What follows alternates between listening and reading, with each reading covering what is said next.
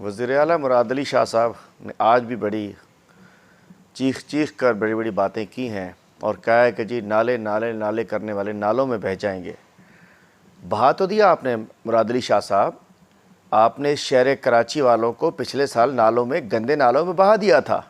اگر وزیر اعظم N D M اے کو نہ کہتے، افواج پاکستان نہ آتی تو آدھا کراچی تو نالوں میں بہا دیا تھا آپ نے۔ اس کے بعد بھی جو نالے بنانے کا کام تھا، جو فیڈرل گورنمنٹ کے ذمہ تھا، این ڈی ایم اے کے ذمہ تھا، وہ تو کام شروع ہو چکا۔ آپ نے کیا کیا؟ 38 نالے جو آپ نے بنانے تھے وہ آپ نے نہیں بنائے۔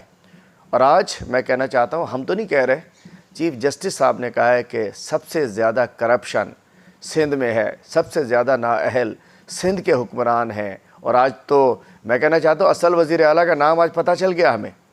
یہاں مختلف ادوار میں مختلف لوگ با اختیار ہوتے ہیں۔ ٹپی سے شروع ہونے والی کہانی اب سیٹھ یونس میمن تک آ چکی ہے۔ آج حقیقت یہی ہے کہ سندھ میں یونس میمن کا راج چل رہا ہے۔ آپ تو ایک اسٹیمپ ہیں، اور لازمی بات ہے کہ مراد علی شاہ صاحب آپ اتنے معصوم نہیں ہیں۔ مراد علی شاہ صاحب اتنے معصوم نہیں ہیں۔ یہ جو بھی کینیڈا سے ڈائریکشن لینی ہوتی ہے، مجھے تو لگتا ہے یہ 3 دن میں یونس میمن سے کوئی ڈائریکشن لے کر آئے ہیں۔